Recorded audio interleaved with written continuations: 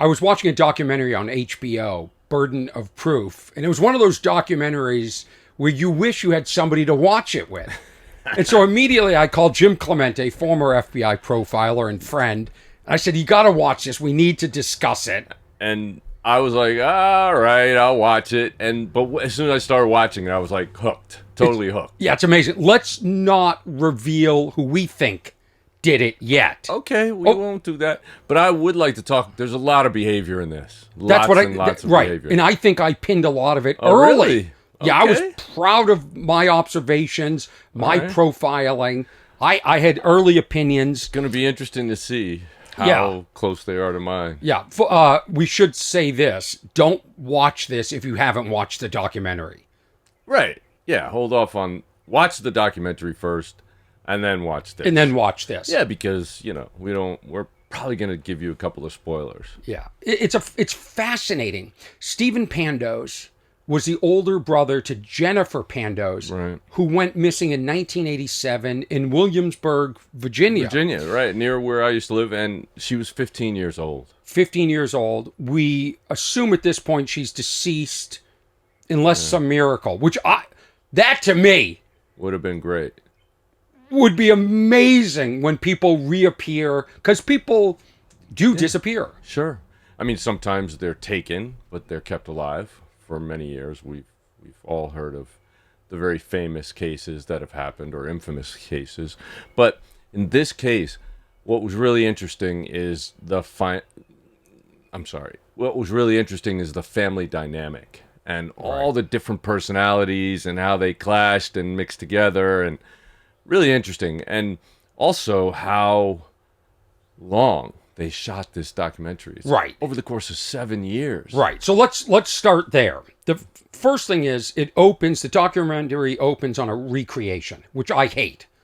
Get to the real people, because they're fascinating. Stephen Pandos is a fascinating person. but get to the real people. So You- it starts on a recreation. Yes. I object. Okay, but I just have to weigh in on that. The recreations in this documentary were the best I've ever seen. Really? Yes, because, sometimes they try to be very, sort of blurry and nefarious and general, but they always still look like, they're stiff people acting. Mm-hmm. In this one, I think they set a particular tone, and I thought they were incredibly real. You just felt like you were in the situation, as opposed to, somebody's acting, some goofballs are acting this. Yeah. I really think they spent a tremendous amount of time, effort, and energy to get them right. And even though they started on a recreation, you didn't know it was a recreation really yet.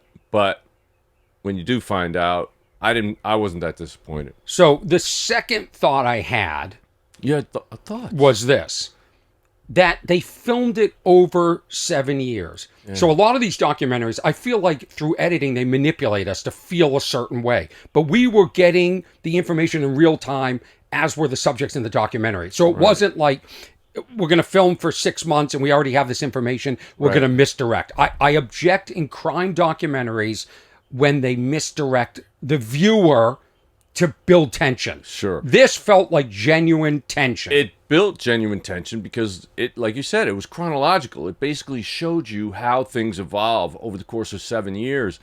And, of course, went back and I thought some of the interactions between the family members were just epic. Epic. My family wouldn't allow this filming. No. For sure. And that's another one that's part of it. It's like you think about the different motives for the different people and why they agreed to do things. It really reveals a lot. Right, that's what I want to get into. So the documentary opens and Jennifer Pandos is on a bike. An actor playing Jennifer Pandos is biking down the street. Yeah, I think she's on a scooter. Maybe it's a scooter, but who knows? Because that's what the first opening, they had different people saying she had a scooter. Some people said she didn't have a scooter. Some people said she was a tomboy. Somebody said she was a girly girl. So they immediately set up this, like, what's real, what isn't, what can you believe? And, and in the real world, it for me, behaviorally, what it shows is that human beings are multifaceted, and it's very difficult to put any person into a pigeonhole. And what you'll find is that different people get a different side of you. Or people say, you know, we wear masks, right? We wear different kinds of masks for different people in different situations. So I think that was just the manifestation of that. That she was different. She was perceived differently to different people. But how could they not know if she had a moped or not? Well, they may not have been exposed to that part of her life. In other words, she may have talked about it, but they never saw it. Or they saw her on a bicycle, not on a moped. Which is what I saw. I saw her on a bicycle at the beginning. Well, I watched the beginning twice. And then... But she was like this on a moped. But were they trying to set it up that she could have disappeared on this moped? Because that never came back.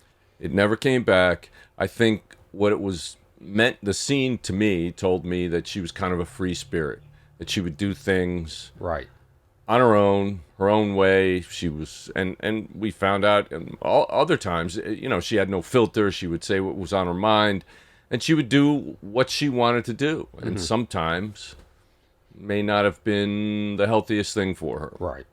Right. So here's what makes this documentary fascinating. Is Stephen Pandos hardcore believes to his every being, I think was the quote, that his dad murdered his sister and that his mom helped in the cover-up, to the point Stephen Pandos sued his parents, not for money, but for a court to say, yes, your parents did kill the daughter. So the night before she went missing, she was on the phone with a friend. Yes. And the father came in and said, hey, get off the phone. And the kid didn't get off the phone. This is a very classic disagreement parents have. I mean, I was thinking, and what's crazy is, you know, it's the phone, the house phone, right? It's not a cell phone. Right. It's the house phone. And I remember as a kid always, you know, making sure that we had a long wire so you could take the phone upstairs to your room or sit on the staircase and have some privacy instead of being in the, you know, the family areas. Yeah, I had to get wire connectors. So you'd have a 50-foot wire, then it'd go into another wire. And by the way, my mom listened all the time to my calls, like the NSA. She was eavesdropping, and she would like come and like comment on my conversations. Maybe NSA. Yeah. I mean, come on. Could be. But she would comment later. So there was comment? Yeah, there was I grew up without privacy. So this, you know, Patriot Act thing, which we released a clip this week of us discussing the Patriot Act and how all of our communication is being recorded by the NSA. And your mom. Yeah, my mom. And so... Yeah, so being, you know, back in that time, you know, when kids didn't have their own phone, they didn't have their own autonomy. Yeah. And, you know, being on the phone, especially if you had siblings around your age, which I had 5 siblings, like all of us are about a year apart. So, you know, everybody was competing for that phone. And my parents, you know, obviously wanted to have the phone off. You know, so they wanted to have nobody on the phone so that we could get calls, because that was before call waiting. That's and right. All that. Busy signals. Right. So, you know, if they got an important phone call, their kids were on the phone from the time you got home from school till the time you went to sleep. So my dad grew up, they didn't even have their own phone. It was called a party line, which they shared with other people. So you'd pick up and you'd hear people talking, and then you'd hang up.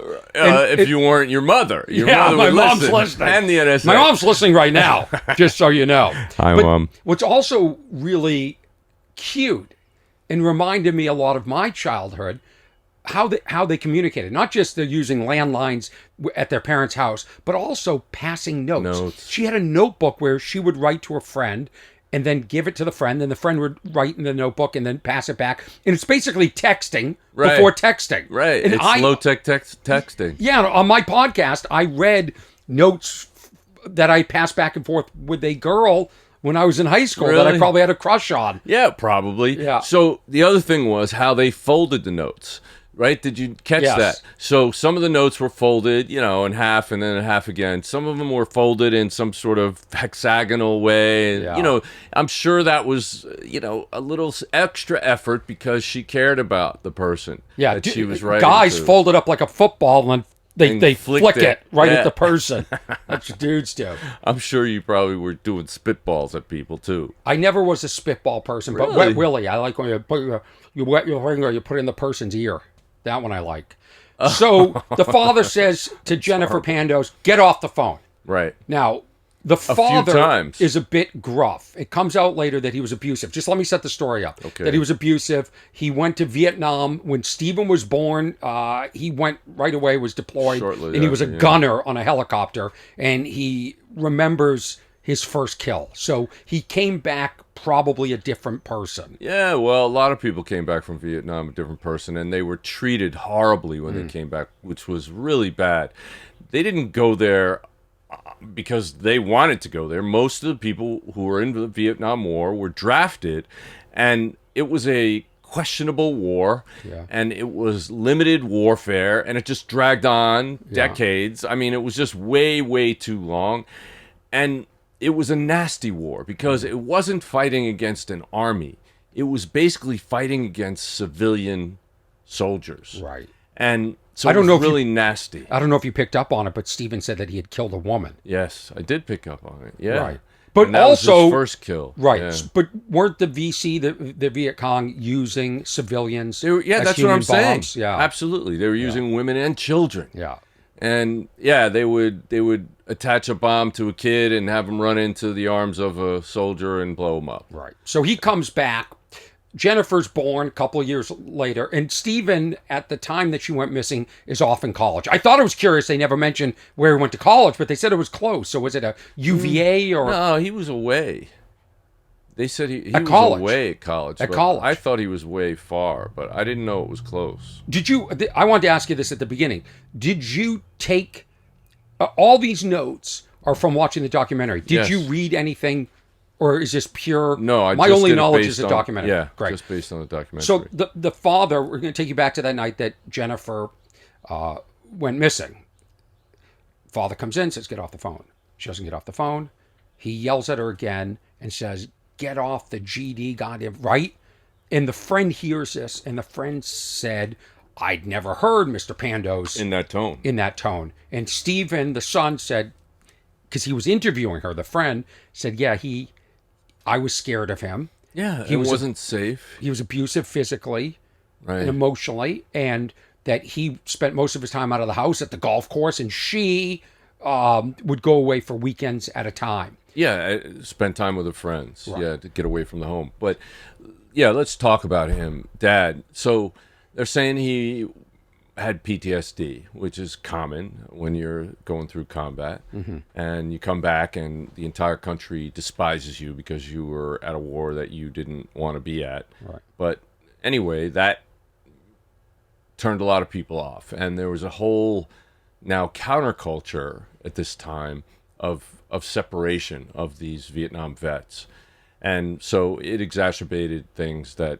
happened while they were away, and apparently he didn't get any treatment for it, and he took it out on the people close to him. And it's still an issue, right? Vets now still aren't getting the treatment that they need. Absolutely not. I can't remember how many it is. Is it 20 a day that commit suicide? It's a lot. When you were in the FBI, were there a lot of vets? Is that a progression? There were, yes. There were a bunch of people from the military.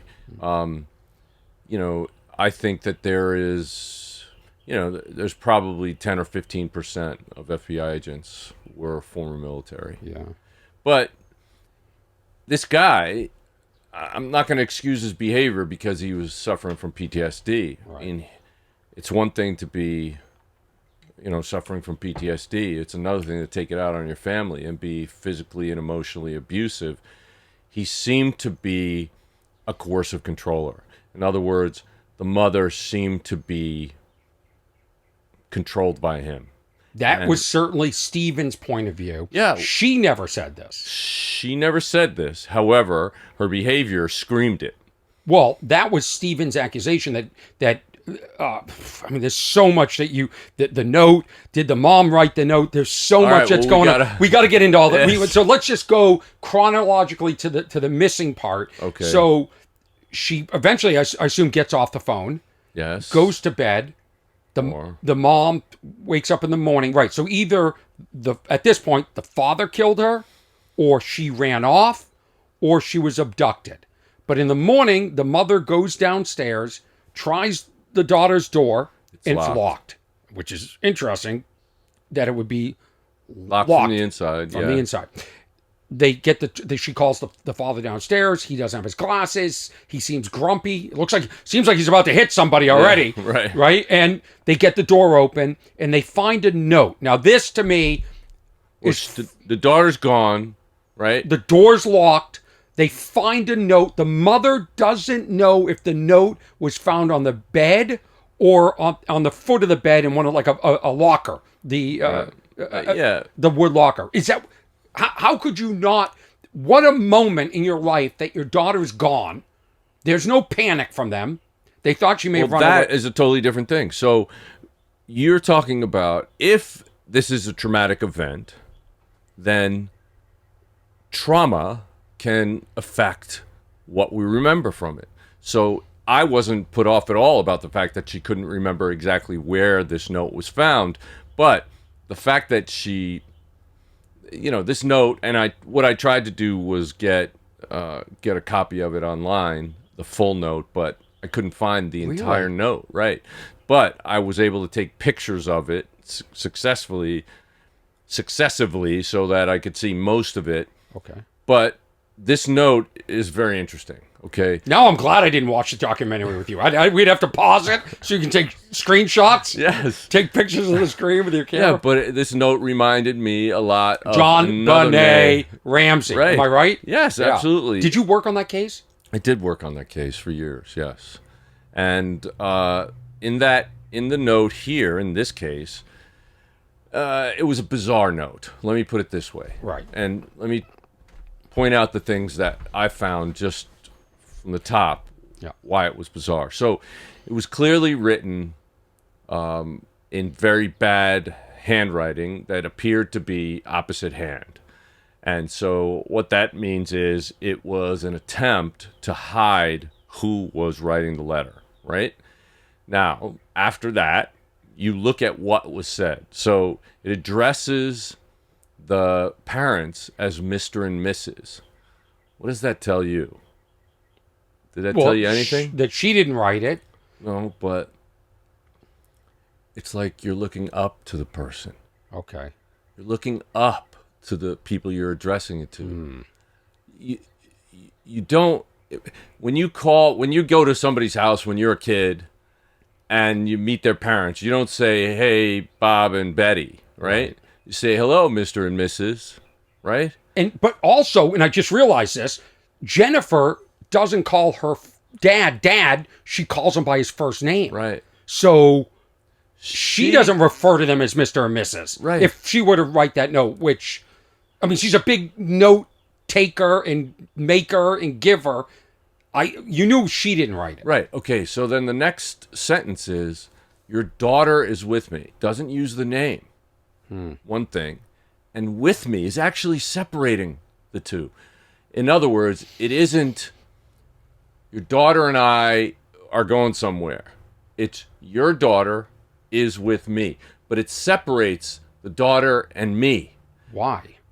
Because there is some separation between these people, probably antagonistic. So, in other words, if you interview a husband and he says, and his wife is missing, and he says, and we say, what was the last thing you did with your wife? Okay. And he says, or when's the last time you saw your wife? Well, I went for a drive in the country with my wife on Saturday. I and wife. Oh, so when you say you keep going into my camera shot with your hand. Okay. Your wife. Every time. Talking about a serious topic. You're saying it should have been written. My wife and I went for a drive together in the country. So it would say your daughter is with me. It says. It should say your daughter. But No, what does this say? Your daughter and I are together. What is that? Yeah. So what does that say to you? It says that there is some kind of antagonistic animosity between the writer of this letter and the daughter. They're not together. In other words, it's not my boyfriend's coming over and we're running away together from his perspective. Yeah. there seems to be some antagonism here. There isn't a connection in the subjects. So read the line again. Your daughter is with me. Okay. Your daughter is with me. Do you think she's dead at this point? No, I don't think so. Okay. I don't think that something happened and then the person broke into the house and left this note, wrote and left this note. Okay. This note was written in the house. It was on the book, the notepad that she had in her house. Does the tone of that line exclude the boyfriend? And because here are the other subjects: a boyfriend that she's dating, and then some creepy guy who she would babysit for that would buy beer for the kids, and we find out later it has convictions for kidnapping, Yeah. and attempted rape. Right. Well, that's suspect number one immediately. Well, it should be, yes. But you're asking, does the way that line is written say that it couldn't be the boyfriend? No, it doesn't say that. What it says is, if it is the boyfriend, because there's other things indicating a personal relationship after that, if it is the boyfriend, there is a problem between them. They're not together. Not harmony. Yes. Okay, let's get back to the physical writing of the letter. If this were to be written weekhand, how good would handwriting analysis be? Well, I have never seen a case where it has been absolutely conclusive when somebody has tried to disguise it. However, there are certain loops and whirls and ways you make letters and other graphical differences that people can have that are very idiosyncratic. In other words, they're very unique to one person. And the spacing between words is one thing. How you start a particular letter is another thing. But when you're writing offhand, the opposite hand, a lot of times your normal writing traits just disappear. But it can at least it can get you close, but I don't think it's ever definitive because it's a forensic countermeasure. Are there studies where the same piece is given to several handwriting analysis and experts, and there's much variation in the results? Absolutely. And there's different levels of sophistication of the experts and experience. You know, if you go to sort of, like the Secret Service or the CIA, they probably have pretty good experts that look at stuff all the time and then get things verified. But there's a lot of commercial experts that, really just hang out a shingle and they're not really that great. Was John Benet Ramsey weekhand? It was opposite hand. It was opposite hand, we call it? Block letter, yes. Wow. What similarities did you see? Between the notes? Yeah. Well, the notes were very long. And then in the note with Jennifer Pandos, there was a whole section called, "These are some quotes from Jennifer." Like a hostage. Like, what the hell? Right. What do you mean, these are some quotes? Like, it is so weird. So I'd like that in my letter, some quotes. Yeah, but that's... Somebody texted me a great quote that I said, I forgot I had said it. Really? I woke up after drinking some wine and I had a headache, and I said, I don't know what's giving me a headache, the wine or me. Well, I think that if I go missing, that should be one of my quotes in the letter. Okay, so I'll know it's you. Yeah. Okay. Yeah. But honestly, why would you use that structure? Like, who would do that? This doesn't seem like a very, emotionally sophisticated or stable person. So are you thinking this is the parents? At this point, I don't know, because I'm trying not to focus on one suspect, right? Or one type of suspect. Can I tell you why I didn't think it was the parents? Why? At that point, Jennifer went missing. In the letter, it said, don't report this to the police for 3 days. Tell my friends that I'm sick. And put money in my in my account for a doctor's appointment. No. Put my money in my account and cancel my doctor's appointment on did Friday. it say cancel? It did. Oh, I thought it was put money in my account so she could go to the No, doctor. I go, this is the most responsible runaway ever. She's going to go to the doctor? Well, clearly she's not going to do that. Okay, so that's one of the questions I had. Okay. Did they see if she showed up for the doctor's appointment? No, she asked her mother to cancel it. And she also told them, go to work tomorrow because I'm not going to call you at home. I'm going to call you at one of you at work. Why? Why wouldn't she call them at home? All right, let me put it this way. What I was thinking is she has a very bad relationship with her father. It's iffy with her mother. She probably doesn't want to talk to her father, so she's going to call home. She doesn't want him to answer the phone, so she'll call her mother at She work. could hang up or say, put mom on. Or she'll just say, I'll call you mom at work. Okay. Before we break down even more, we can agree on this. Stephen is so tunnel visioned and only has one resolve. He only believes one theory. His father killed his sister. And it could be because he was abused and he wanted to get back at the father. But he couldn't. Or he believed his father was capable of doing that, and he found out that his father had a heated argument with his sister the night before. But he, and even the investigators he hired, would only see what fit into their theory. Right, Because at one point, they said, well, this, if she ran away, that would be uncharacteristic. Jennifer never ran away. And then they were like, the film, and I don't know why they never mic. Could you mic, if you're doing a documentary and you're going to ask questions and then including the documentary, which pretty much happens in every documentary now, mic yourself. Because you hear this and you go, well, this is the investigator hired by Stephen.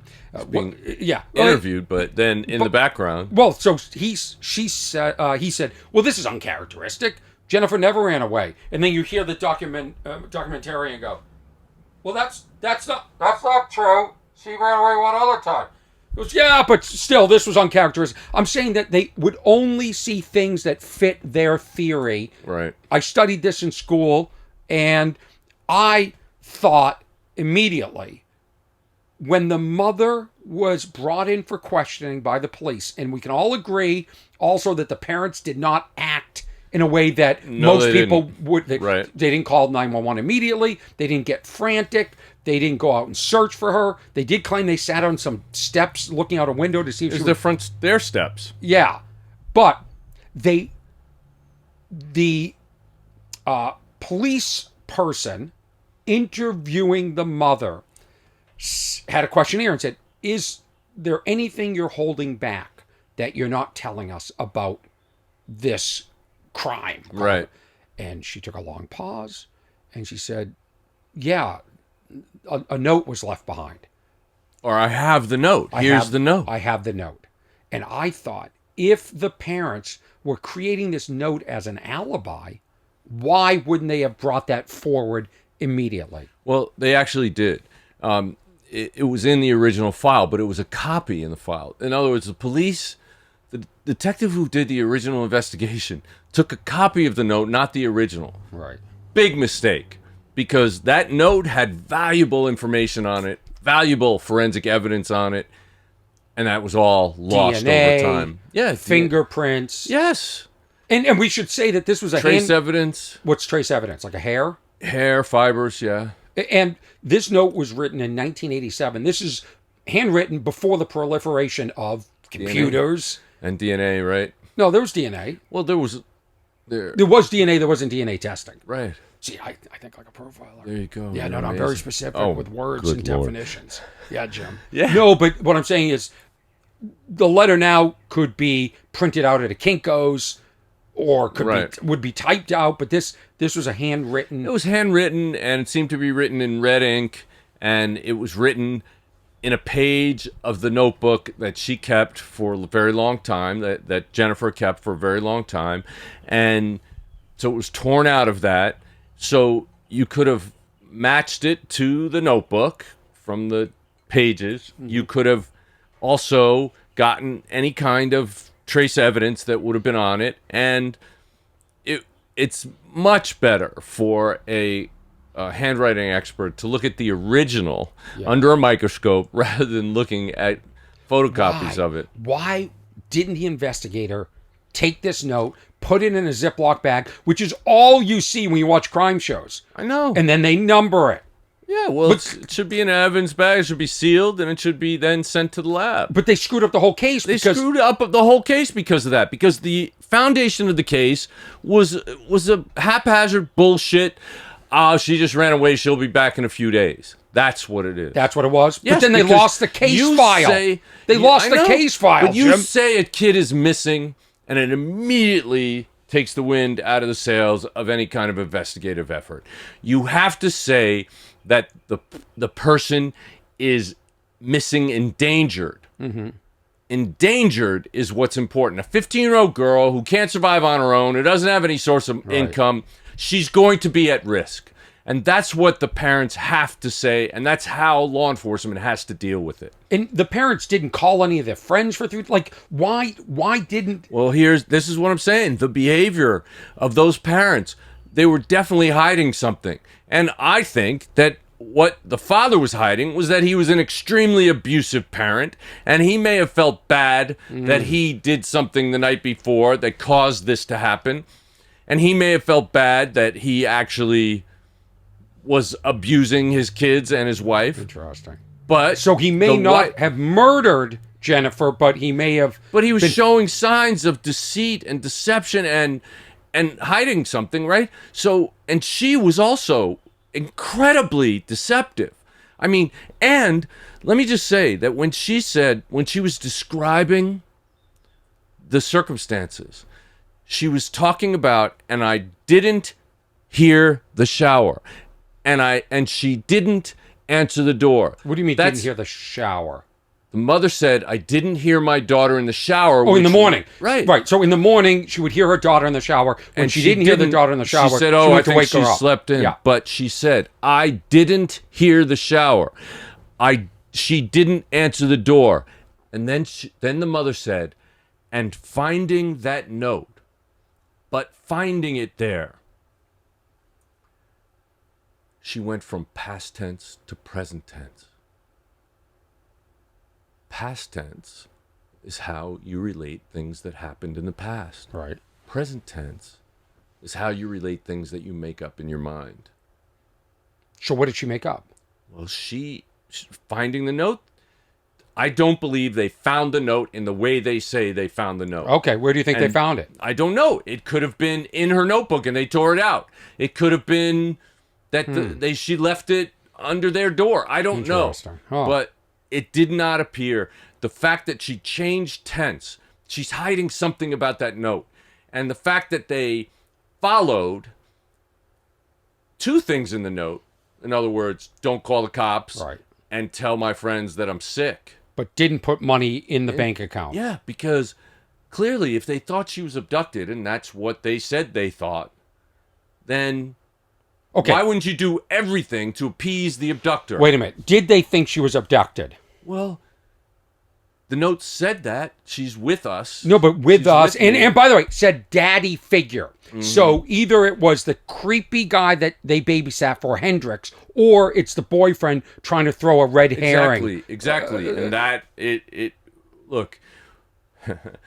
This place, he says this place, so he's saying he wrote the note there in her bedroom, right? Mm-hmm. And then he says, I'm basically a father figure to her. Right. Well, yeah. Why would you, if you were the bad guy, why would you say that in a note? Okay. And then why would you follow it up with, these are some of Jennifer's quotes? Okay. If the parents thought she was kidnapped, which I didn't get that feeling, they first of all, they didn't think she was kidnapped, because if they thought she was kidnapped, they would have called the police immediately. I don't know. They thought that it would be harmful to their daughter. That's what they said. Why would they put up missing posters and not think she's kidnapped? That was inconclusive too, although it came back later that they did put up... Okay, so you're saying that they should put money in there, that's a form of ransom. Yeah. What if they did not suspect she was kidnapped, that she ran away, because she had run away before, and she was like this free spirit? Mm-hmm.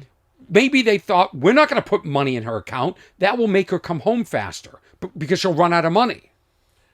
It's possible, but they never said that. and it would be nice to They know didn't- from them. They never talked about it. They avoided the questions, and that's another thing that's fairly deceptive appearing, is that the mother kept, giving, as Stephen said, what was it? Let me see. He said they were not emotional and they did not give good answers. Why? So the parents, if they're not guilty, convicted themselves by having erratic, bizarre, Untraditional behavior and uncaring behavior. Oh, there's another thing. At some point, and this is moving ahead a little bit because I want to say that Look at all these notes. Oh, God, I'm going to take a picture of this. This is amazing. Go ahead. I just have to find it. You're listening to Jim Clemente, former FBI profiler, and me, Orny Adams. This is the problem with having a lot of notes, Jim. This is the problem. It is the problem with having a lot of notes because it was 4 hours, so I wanted to make sure that I had all these details. You never answered this question. What were the similarities between this and the John Benet Ramsey note and case? And what came first? John Benet Ramsey was 76. It was in 76? Yes. How do I remember that? No, I'm sorry. Did I say 86. 96? 96. 96, yeah, sorry. Still, how did I remember that?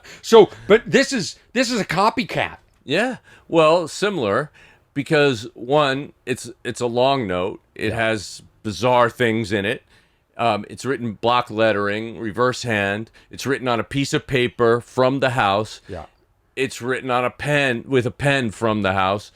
And the mother is the only one who couldn't be ruled out originally as the writer. Interesting. All those things are the same in the John Benet Ramsey case. Wow, they always think the guy does the killing and then the mother writes a note. There you go. But the point is that at some point, the mom said,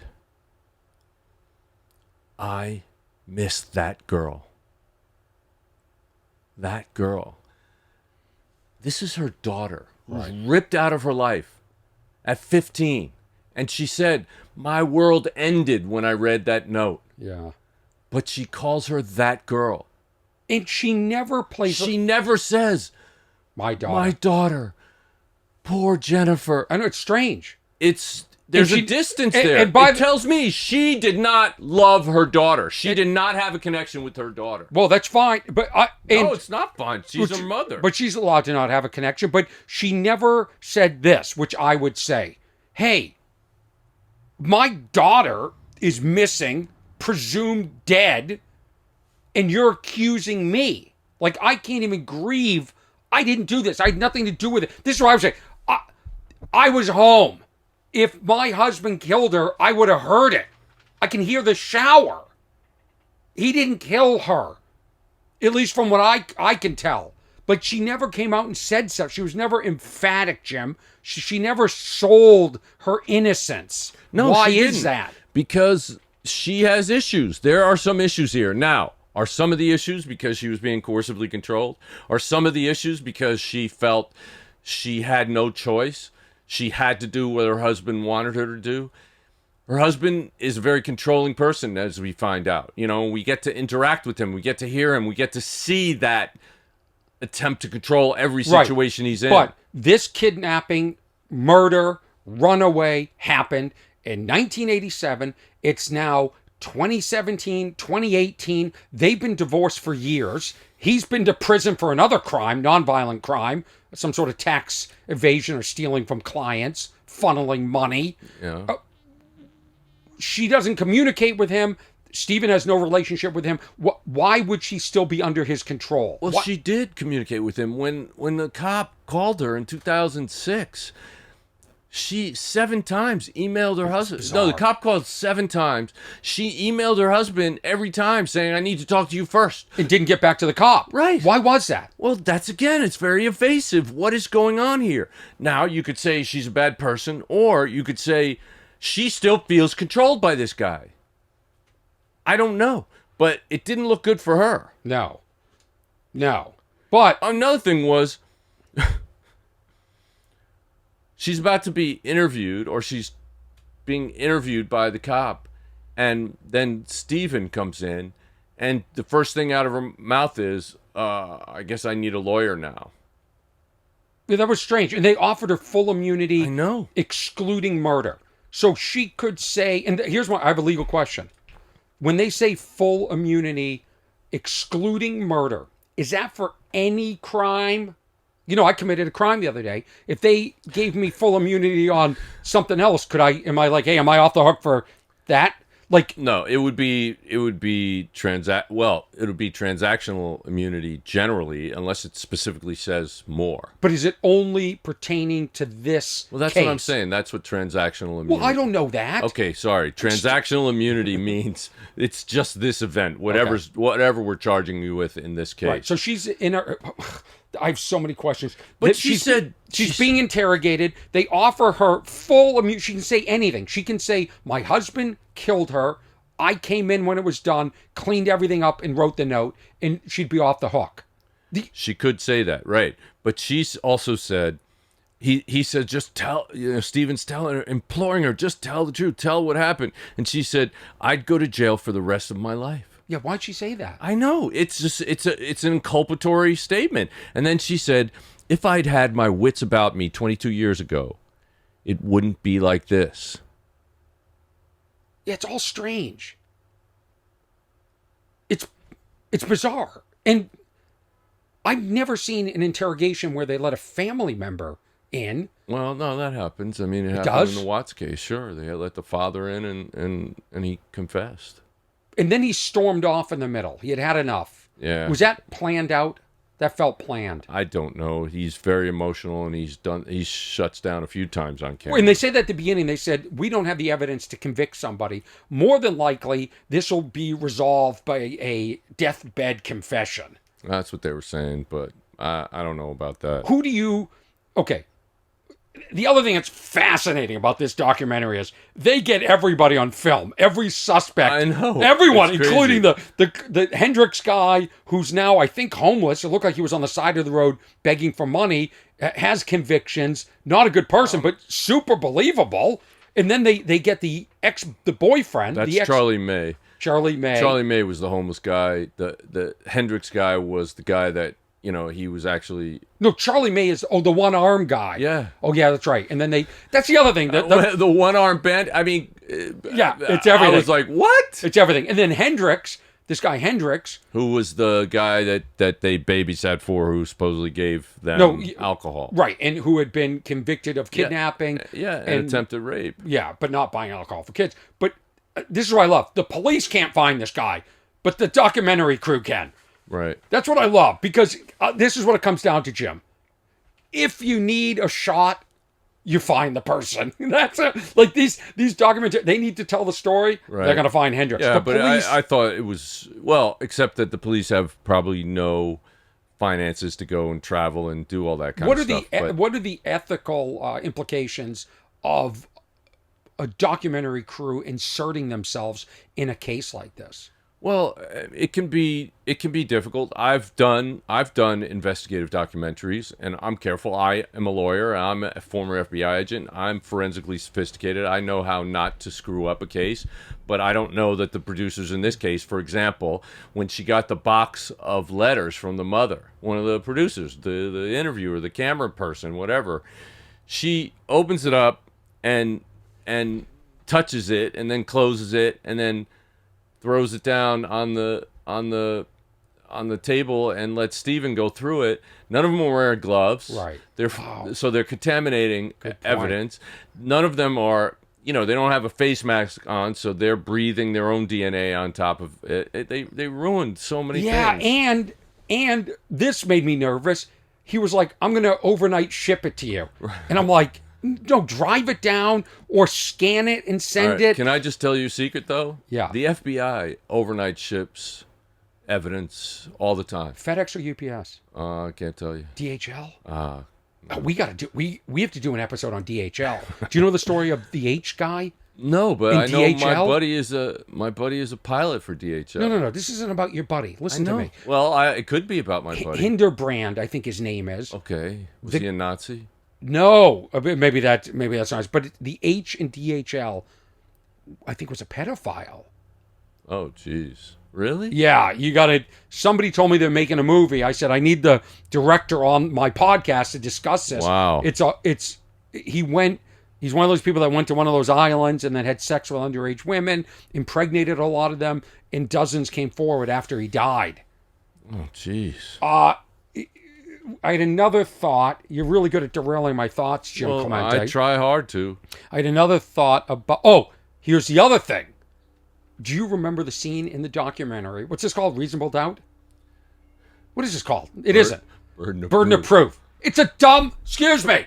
Now I'm looking into the camera. Now I'm talking to whoever named this documentary. I don't know if it's HBO or the producers, but Burden of Proof is a dumb name for this documentary. No, it isn't. It's like Reasonable Doubt. It's a term of law that everybody knows. I get it, but it sounds like a John Grisham film. Right, but Reasonable Doubt was actually written by Philip Friedman, who's a friend of mine.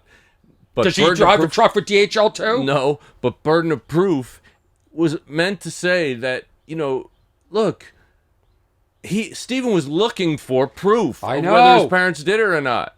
And that's what the burden that it put on his life and how it changed his family relationships and all that stuff. That's what it's about. I thought it was a very good title. You know what I love? I love, because I know producers, I know directors and documentary, I know how they work. And they manipulate you. They can, yes. You think they're your friend. And Stephen thought that they were his friend the whole time. He would call them. He was very buddy-buddy with them.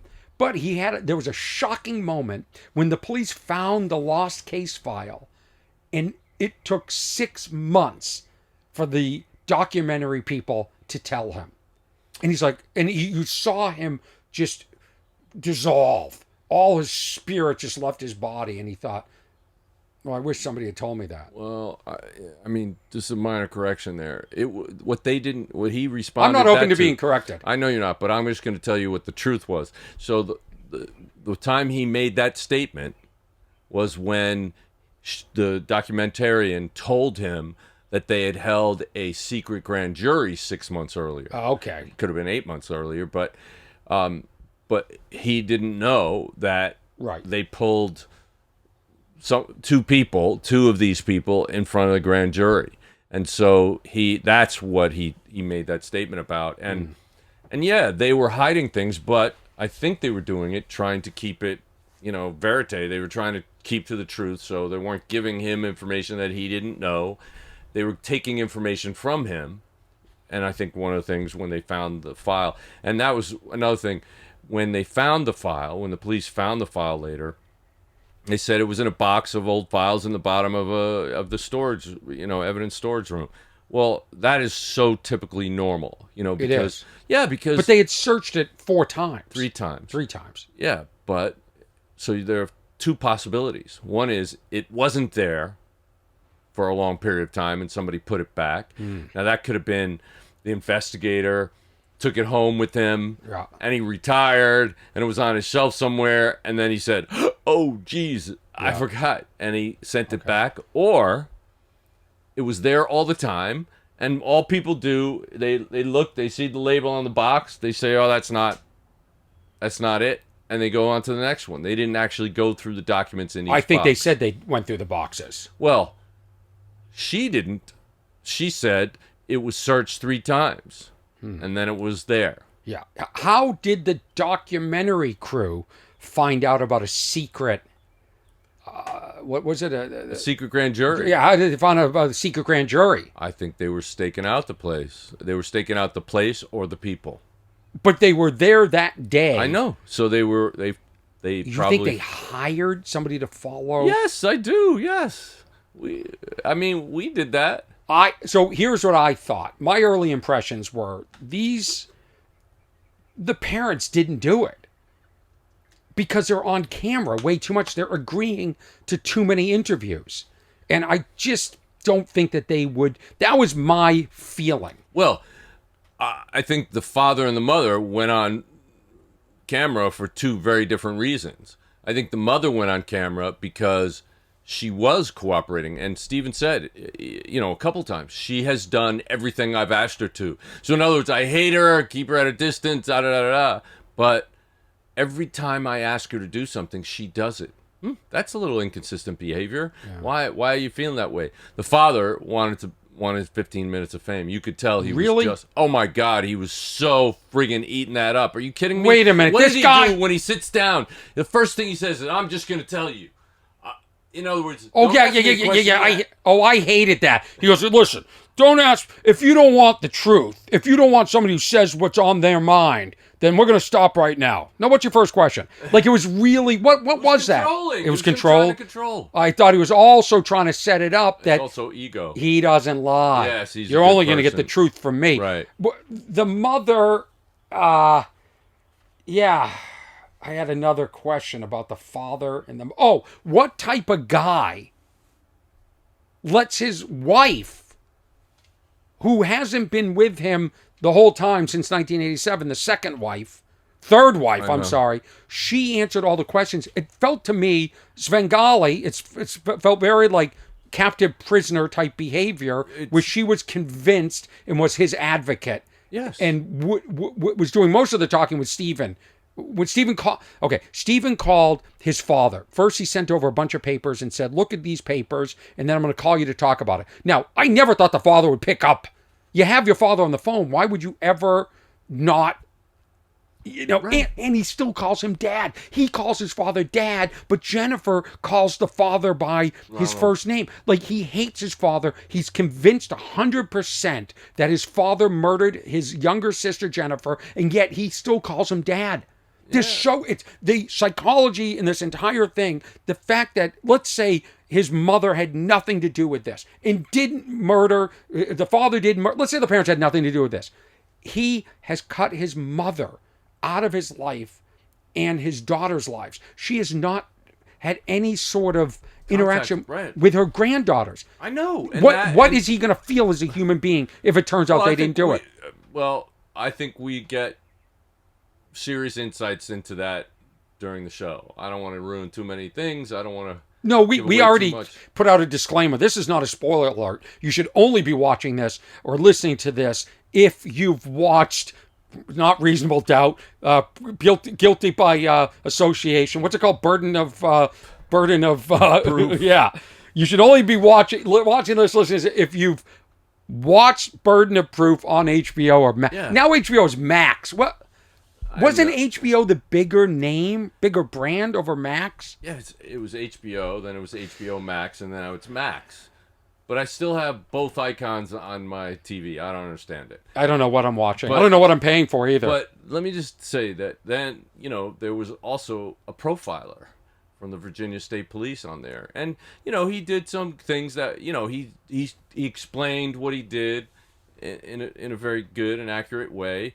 But at the same time, sort of had to retrace his steps a little bit and say, well, I guess I shouldn't have said this, and he had to back off on one line. The handwriting? No, he was the profiler. He's the guy he had a line that sort of said, sort of pointed it towards the parents as guilty. He did, and then he said, I should have left it at somebody who has a close, intimate relationship with the victim.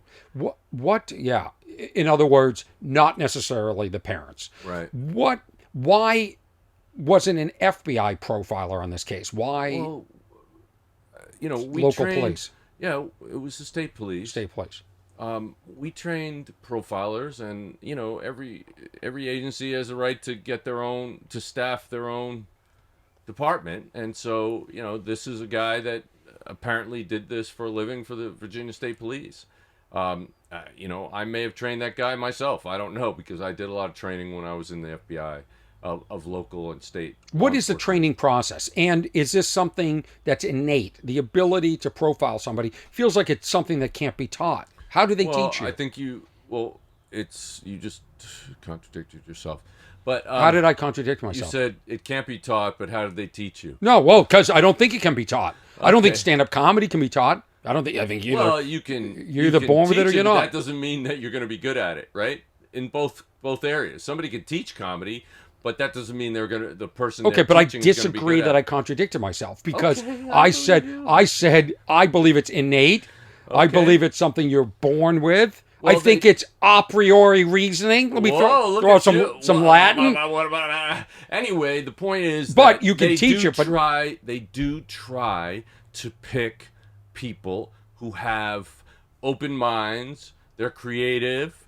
They're not rigid in their thinking. Mm-hmm. They have imagination.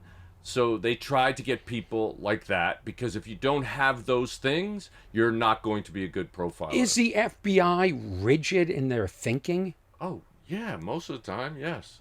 But we in the BAU have a different mandate, and so we're not as rigid as the rest of the FBI is. And how does rigidity serve the FBI? Well, first of all, being rigid is the opposite of having mental health. Let me put it that way. All right? The fact that you have flexibility, that's the hallmark of mental health because life throws all sorts of curveballs at you. Right. If you can only see in one direction, if you can only react to things in one way, you're not going to survive life very well. To be able to be agile and flexible is to be able to maintain mental health. So the same thing goes with when you're actually working cases that are, very dark, they can be very depressing. Right. You have to have the ability to sort of bob and weave. You have to have the ability to think not like you normally would, but like the offender would, because you have to try to understand that person. And you look at their behavior, you see how they did it, try to determine why they did it, and that leads you to who did it or what kind of person did it.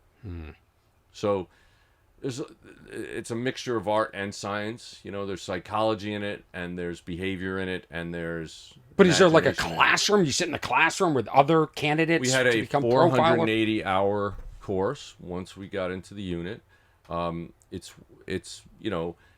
basically not one-on-one, but very low numbers. 1-on-2 or 1-on-6, one teacher for 6 students at a time, and Would they take like that line you found in the note and say, how do you interpret this yeah, line? sure. They would go through it. They would do all sorts of things. We would go through hundreds of cases, and there's dozens of courses that we take. But like psychopathy, we were taught by Dr. Robert Hare, who created the psychopathy checklist. And what is that for the listeners? Of course, I know what that is. Well, it's a list of 20 factors that you rate somebody through indirect personality assessment. And if they score over 30 on this list, then they are classified as a psychopath. And so we had the experts in the field, who are many of them are on our board of advisors. They would come in and teach the courses directly. In other words, we're not learning from somebody who learned from somebody who learned from somebody. Yeah. We learned from the people who actually are the top in their field. And did you feel prepared when you were done with these courses? Well, then you do that, and then for 2 years you go around to the different units in the BAU and work under a experienced profiler and work cases with them. And then after you get certified, you then go off and do cases on your own. Do you remember the first person you ever interrogated alone? Yeah. And how did it feel? Were you thinking, I'm not prepared for this. I shouldn't be here. No, because the first person I ever interrogated alone was by accident, basically. Oh. Because I was just asked to babysit this guy while the agent who was working the case was doing the paperwork. And when I got in there, I saw this guy was very nervous and, clearly like stressed to the max. Me being a human being, I just thought I would try to calm him down a little bit, engage him in conversation, build some rapport, and then I asked him questions. I asked him, natural questions. What are you here for? What was he asking you about? Why did he seem so upset when he left? And then this guy just spilled his guts. He told me everything. I had him write it out on a piece of paper, and when my friend came back, I had a full confession. And what was he confessing to? He was confessing to bank robberies. Oh, that's right. You were in the bank robbery division. I was. And then you went into child abductions and Yeah. crimes against kids. Children and, serial killers and serial rapists. Yeah. It's a lot of stuff, but So let me ask you this, Jim Clemente, former FBI profiler and podcast host with millions of downloads. I know you always get nervous when the helicopters go over. No, I don't You- get you understand? nervous. I live in Los Angeles. We're in Big Yellow. This is my studio. This is where I do my own podcast, What's Wrong Yes. with Orny Adams. This is not that. This is just us having a conversation. shooting the breeze about Yeah, a show. about some documentary that I can't remember the name of. I think it's Burden of Proof. There you go. You got Yeah. it right. So let me Yay. ask you this, Jim. This is my question. As a profiler, having the profiler brain, what were your thoughts the first time they interviewed the boyfriend of Jennifer? It's interesting because they interviewed him, and this is something you should never do when you're doing a law enforcement interview. They interviewed him with his current wife. You're gonna get. Remember how I said you're different people to different people, Right. Like the father and his current wife Right. answering for him. Exactly. It's a buffer. You never do that. But because- this wasn't a police interview. This was the documentary. I know, but documentary. it's an investigative interview. Yeah, okay. And it should have been done properly. What if he was like, the only way I'm going on camera is if my wife is with me? Well, then that would have been an indicator to me that there's a problem. Okay. So he, the most revealing thing he ever said was, in answer to a question about whether or not he had anything to do with the disappearance of Jennifer, he said, "What? I was 16 at the time." Huh. He didn't answer the question. He avoided it. And he's saying, well, what I did was a 16-year-old doing something. I'm old now. That actually made the hair stand up on the back of my neck a Did you little think bit. he was a suspect at that point? Well, at that point, I said, what the fuck did he do? And then I thought, there's also a thing you have to always do. When somebody indicates some kind of deception, like avoiding answering the question, you always have to think, why is he avoiding answering the question? His wife is sitting there. Maybe it's because when he was going out with his wife, he was going out with Jennifer too. And that may have been why he had this elevated anxiety. This is the second time this week you've said something like this. When I interviewed Mike Love of the Beach Boys, you listened to the interview. This was I have a radio show on KFI AM and iHeartRadio, and I interviewed Mike Love of the Beach Boys. He's got 3 shows here at the Hollywood Bowl.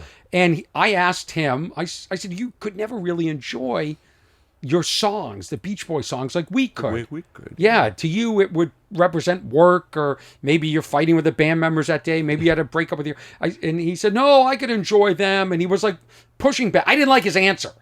So I said, further. I went further. I said, okay, well, a lot of guys get laid to your songs. Have you ever made love? I cleaned it up because he's 82. Have you ever made love to one of your songs? And he said, oh, gentleman never tells. And you said what? He was trying to avoid having his wife hear the answer to that question. And once again, that's what you think is going on. When in this documentary, when I saw the boyfriend, and at this point in the documentary, they've hinted that he probably isn't involved. But I saw him look off to the side at one point, which I go, that's weird. Maybe he's just uncomfortable on camera, but he wasn't acting like a totally innocent person. But wasn't to me. he? He was laying way back into the couch, being as far away from the interview as he possibly could. All these physical things. But wouldn't that say he's comfortable?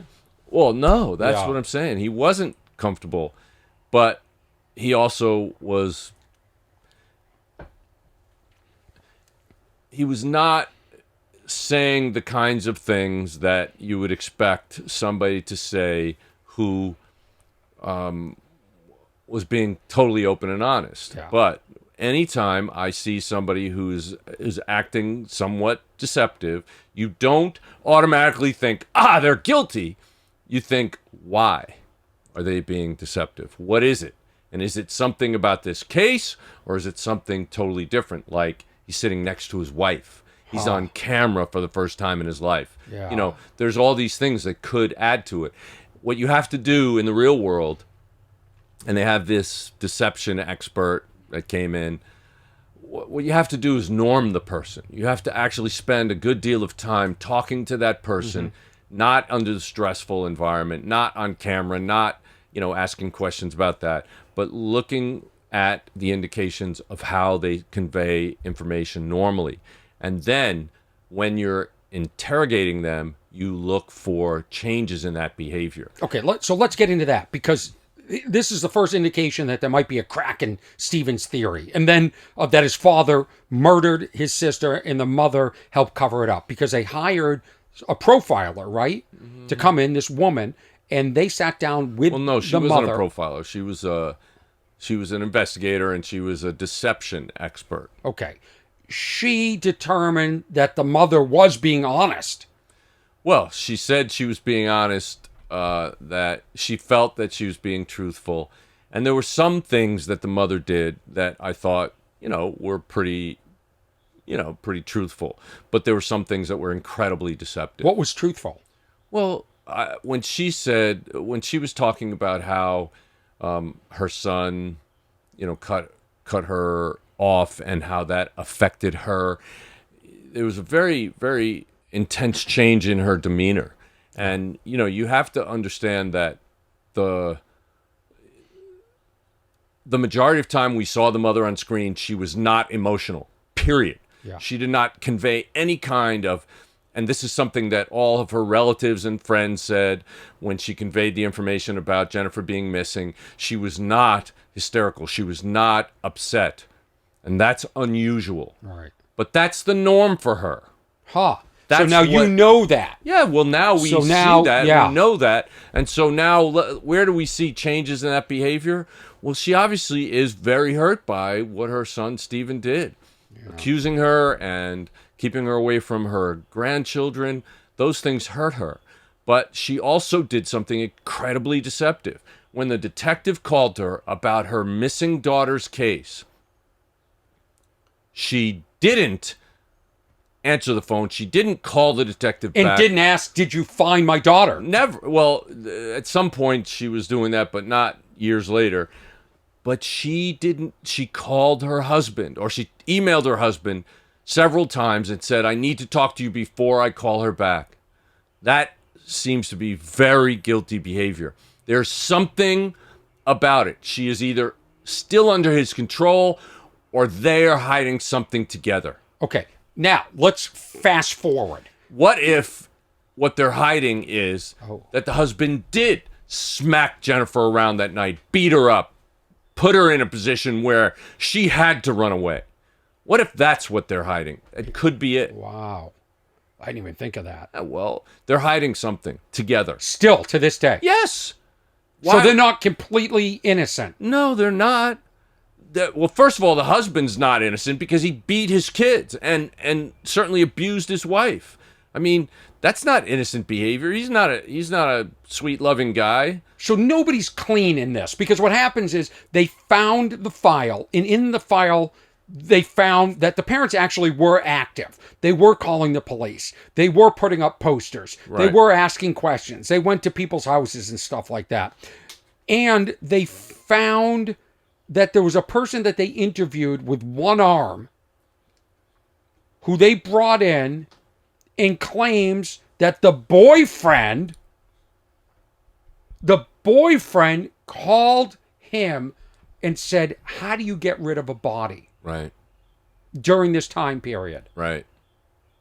And that, unfortunately, was not followed up on. And by the way, fortunately for me, nobody's ever asked me how to get rid of a body, but I would ask more questions. I'd have some follow-ups, like, well, why are you asking me this?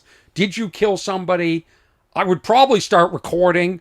I would get it on tape. I would also think this could be my chance to have a breakout documentary of my own. Yes. Well, I would also think of ways to, Do you know I told you that in certain states you're not allowed to record conversations, the audio of conversations between two people? Let me guess. Unless they both consent, like in California, that's a two-party consent state. Yeah. But there are other states where it's a one-party consent. Yeah. But even in a two-party consent state, you can record if They're confessing. There's a reasonable expectation that the person is going to confess to a crime. Really? Mm-hmm. How about this? What? I say, hey, they go, hey, I want to get rid of a body. I go, you know what? I got the solution. Give me an hour. Then I drive. To the Nevada border where it's a one-way record law, and I hit record and I get them on tape. You know, it blows my mind when people are confessed to and they don't come forward with that information. And he comes forward and he said, yeah, he asked me. I said, there are these construction sites. They have to use this boracic acid. What's it called? I don't know. Let's not talk about what it is. But they use it to clean the bricks. And more than likely, now we believe the boyfriend committed this murder. It's possible. And, what we know is this guy, this one-armed man, he gave one very detailed statement to the police, and he gave another less detailed statement and more evasive statement to Stephen and the documentarians. Yeah. So those inconsistencies raise questions. Was he more involved? Did he know more about it? Did he actually conspire with the boyfriend to get rid of this body rather than ask... Let's give him immunity. Rather than answer innocuous questions and not be involved at all. The police believe there might be an arrest or that they have strong evidence to arrest somebody eventually. There's no conclusion in this documentary, which, when there's 4 episodes and there's about 5-10 minutes left in the episode, and Steven starts saying, I know, wouldn't it be nice if we could wrap this all up? I go, oh no, there's not going to be an arrest. Like, at minimum, I thought there was going to be an arrest, and then there would be more to the documentary, like when the trial airs. Because you know what? Dateline, in 48 hours, they do that. They hook us in with like a 1 hour, introduce the case, and then we go, there's no verdict? Then we got to come back about 6 months later or a year later for a 2 hour. They get us twice on the same sort of story. I don't like it. So this burden of proof. So where do you stand now? What do you believe?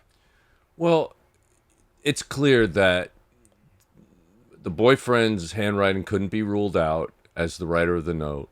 The boyfriend apparently was asking about getting rid of a body. The boyfriend apparently... Which a lot of 16-year-old boys do, right?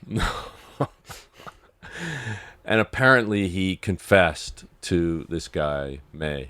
And I don't know how reliable that is. You said he's very reliable. I don't know. But Who, May? May, yeah. He did pray at the end of the meeting. Oh, well, that doesn't do a goddamn thing for me. Really? Sorry, yeah. Have you ever interviewed somebody and they asked you to hold their hand and pray? Oh, yeah. Really? There's all sorts of people. Come on. Yeah. And they have all sorts Doesn't mean you've come in contact with them in an interrogation. Well, I've come in contact with lots of them. Yeah. That's what I'm trying to say. But the point is that it does appear that there's a high probability that he was involved. And the question is whether or not he threatened her to take her, or he lured her away and then came back and put that note in there. Okay, that would be a highly, highly suspicious thing. How did the note get there then? Well, look, either he came in with her and said, I'm going to take you away and everything's going to be fine, but he had other plans, or he was going to take her away and, but didn't want her to ruin his relationship with his girlfriend at the time. How would she have communicated with him? Because she didn't have a cell phone. She would have had to call from the landline. So here's where we're at. We believe that Jennifer was on the phone, was told to get off the GD phone by her father, who was being sort of verbally violent and had been physically violent before. Maybe once she got off the phone, he got physical with her. Steven said that he used to kick him, choke him, punch him. And he never denied that, by the way. No, he didn't. The father, when Steven confronted him, he did not deny that he was... And he also, one time, Steven confronted him, he said, hypothetically, I hit her over the head and she died. And, what was that all about? He did that from prison. I know. What are these, if I did it, like these O.J. Simpson did that, if I did it. Well. What?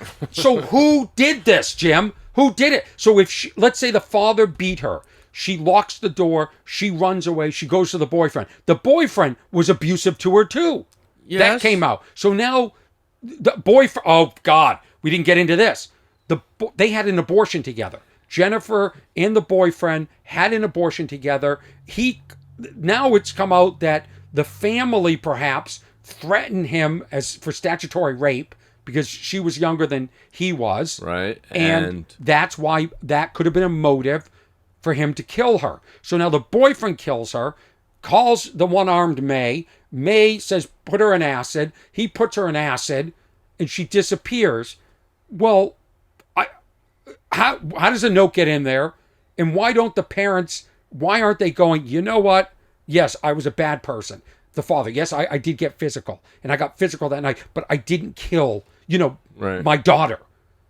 And, okay, so now the boyfriend kills her. How does he goes back later and puts the notes? It's a gated community. I know. Well, it's a gated community. It's surrounded by woods, and you can walk through. Right. There's no problem. It's a mile walk. So help me understand who did this. Well, look, we don't know exactly who did it, and we can't say that the boyfriend did it, but we can say that he is a prime suspect at this point.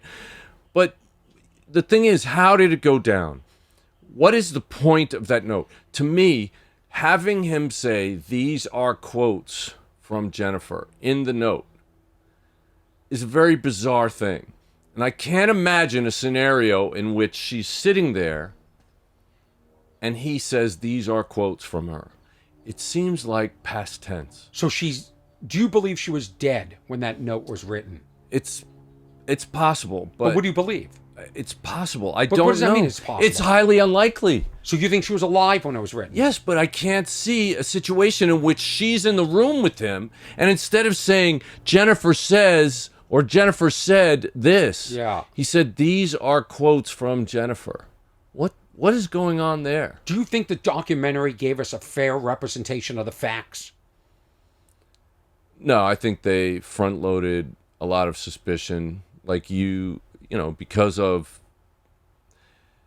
the fact that they did it chronologically. They certainly front-loaded all the facts that made the parents look guilty at the beginning. And if the parents aren't guilty, Stephen, first of all, he'll have no relationship with the father. He doesn't want to because he was abusive. Right. But he will feel horrible about his mother for the rest of his life. Unless he repairs it. I mean, that's a good thing about relationships. You can repair them. What do you think happens here? And at what point... I think he's already started, building bridges to the mother, and I'm sure that, there was that very emotional scene where they were hugging each other. He said he loved her, and she didn't want to let him go. Yeah. And that was touching. That was, she said, "Don't say goodbye." Yeah. Because I guess she knew the last time he said goodbye. So maybe we just have to accept that we'll never have the answers to this. Yeah, that's unfortunately part of law enforcement. Unfortunately, there are crimes that we still have not resolved, decades later, and that really bothers me. There were child abductions where I had hoped that we'd be able to tell the parents what actually happened to their child. And Didn't you get in trouble for speculating too much with the John Benet Ramsey case? no, I didn't get in any trouble. Oh, I thought they sued you. That doesn't mean, A, it doesn't mean I speculated too much, and B, it doesn't mean I got in trouble. But didn't they sue you? Yeah, but anybody could sue anybody for any reason. Okay. There's no controls on who can sue anybody for what. So how would you sum this up? Jim Clemente, as former FBI profiler, what can you leave the listeners with? Any comfort at all? Any theory? What would you speculate happened?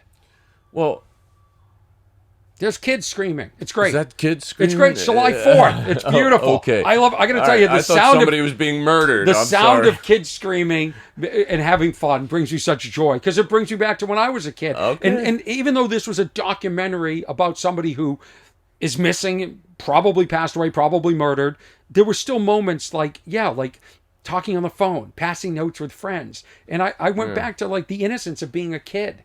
Yeah, and it's just sad. It's tragedy.